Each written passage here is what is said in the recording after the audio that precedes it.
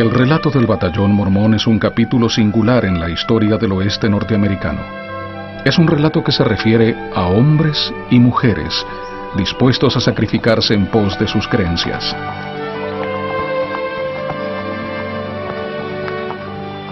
Su historia tiene un comienzo poco común.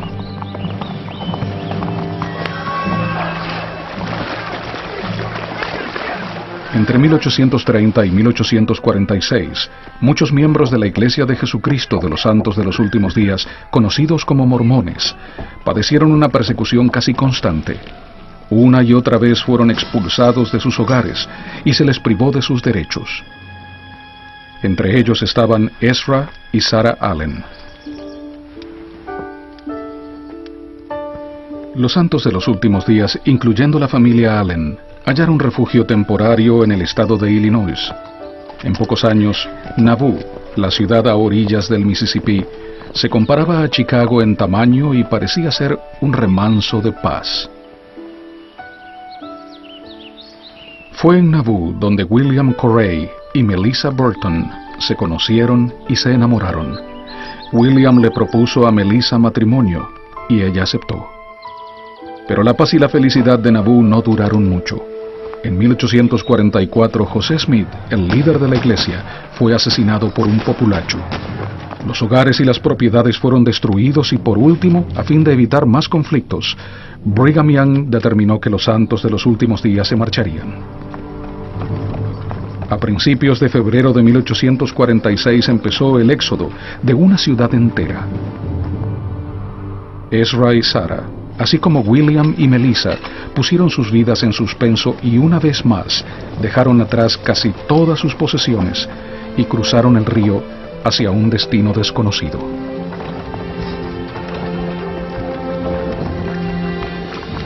Al llegar la primavera, había casi 20,000 miembros de la iglesia diseminados por las praderas de Iowa.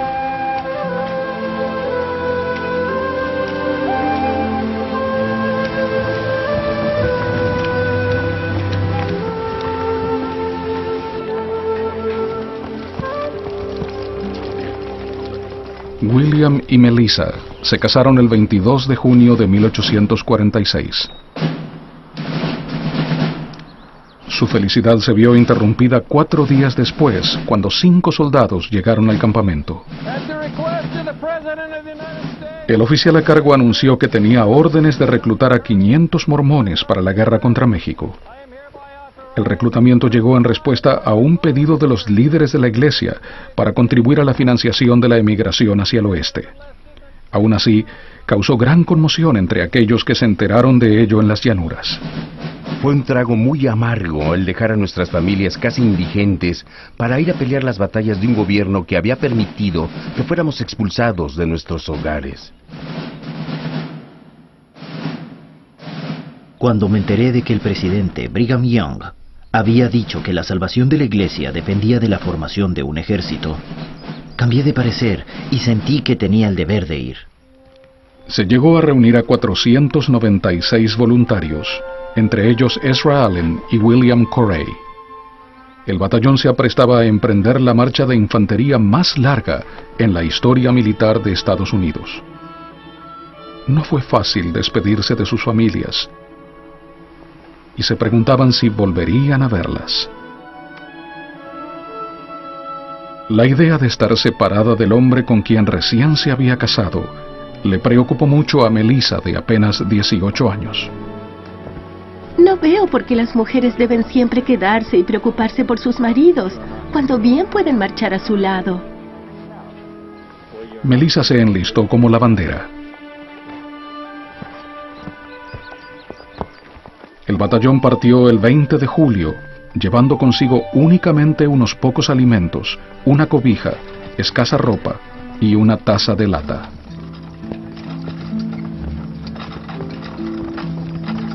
...24 de julio... avanzamos 5 millas. El calor es abrasador. 25 de julio... ya no queda harina. Muchos fueron a dormir sin comer. Marchamos 20 millas y acampamos. Tengo los pies muy adoloridos. Melissa y las demás mujeres que iban como lavanderas voluntarias compartían sin quejarse los rigores del viaje.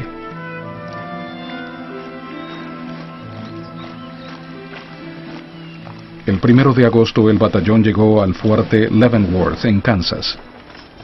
Cada hombre recibió un mosquete y unas pocas provisiones y una prestación anual de $42 para su ropa. La mayoría envió el dinero a sus familias en vez de comprar uniformes. El único artículo requerido para todos los soldados era un cinto blanco y las instrucciones para mantenerlo limpio.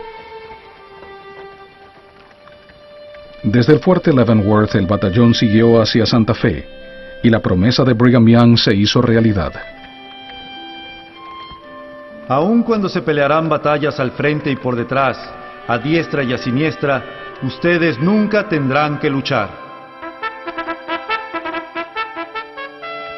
Pese a ello, el batallón pasaría por muchas penurias. Sábado 15 de agosto. Nuestra marcha fue lenta, el calor intenso y el sufrimiento de los enfermos intolerable. Todos los problemas de salud eran tratados de igual modo. Ya fuera para un catarro o para ampollas en los pies, el médico recetaba una dosis de calomel y arsénico. Para cuando el batallón llegó a Santa Fe, más de 150 enfermos tuvieron que ser enviados a Pueblo, Colorado. 26 de septiembre. 23 millas. No hay descanso. Marchar es lo único que hacemos. Sanos o enfermos, dormimos en el duro y frío suelo protegidos tan solo por una cobija. Algunos de los soldados escribían poemas en sus diarios. Difícil es padecer, cuando solo desierto podemos ver. Y siendo que ahora ya no hay pan, escasas raciones nos dan. En Santa Fe se le comisionó al batallón la tarea de forjar un camino para carretas hacia el Océano Pacífico.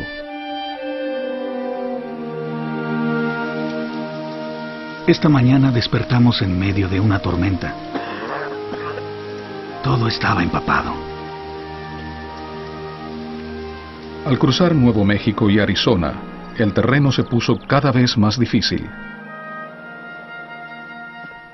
El viaje tuvo que haber sido muy desafiante para Melissa, quien estaba embarazada.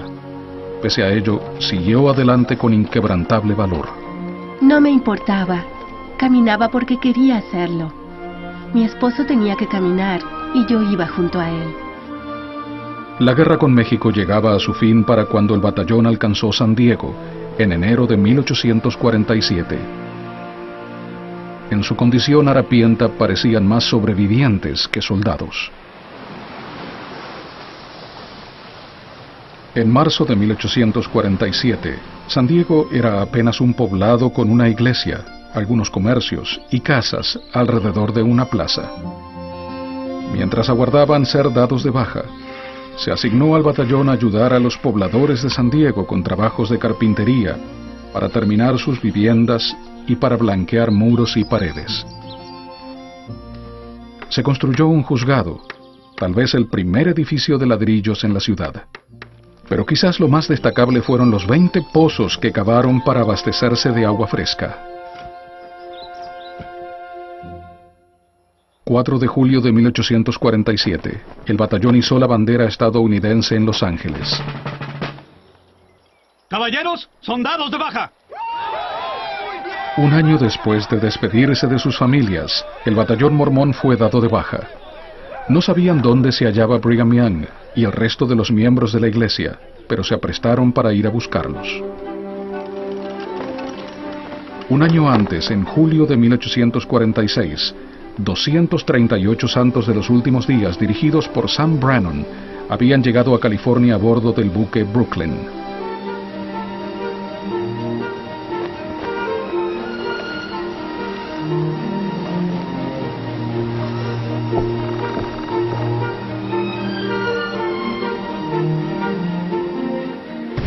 Fueron los primeros colonos de California bajo el gobierno de la Unión. Los habitantes del lugar se maravillaron con todo lo que traían: ropa, comestibles, herramientas, semillas, artículos escolares y una biblioteca de 179 libros. También habían traído una prensa y abastecimiento de papel, todo lo necesario para imprimir un periódico. Tras ser dados de baja, muchos integrantes del batallón se dirigieron hacia el este para reunirse con sus familias, pero suponiendo que Brigham Young y el resto de los miembros de la iglesia seguirían hacia California, algunos fueron hacia el norte, entre ellos Ezra Allen y William y Melissa Corey. Pensé que lo mejor sería llegar lo antes posible a San Francisco, pero al estar mi esposa en una situación delicada, decidí permanecer por un tiempo en Monterrey. 2 de octubre de 1847. Melissa dio a luz a un lindo varoncito. De nombre le pusimos William, como yo. Es el niño más bello jamás visto. Hicieron planes para viajar a San Francisco apenas ella se sintiera bien, pero antes de partir se vieron duramente afligidos con la muerte del pequeño William. Solo les sostenía su fe al emprender el viaje a San Francisco. San Francisco es un lugar hermoso, con una magnífica bahía. Las cosas van mejorando rápidamente. Bajo la guía de Brannon, los santos de los últimos días inauguraron la primera escuela de San Francisco, su primer banco y su primera oficina de correos. A la prensa se le había dado buen uso. La primera edición del periódico The California Star salió a circulación el 7 de enero de 1847. Fue el primer periódico de la ciudad. Mientras tanto, unos 80 ex integrantes del batallón hicieron un alto en el fuerte Sutter y aceptaron trabajo eventual a fin de comprar abastecimientos. Deseando construir un molino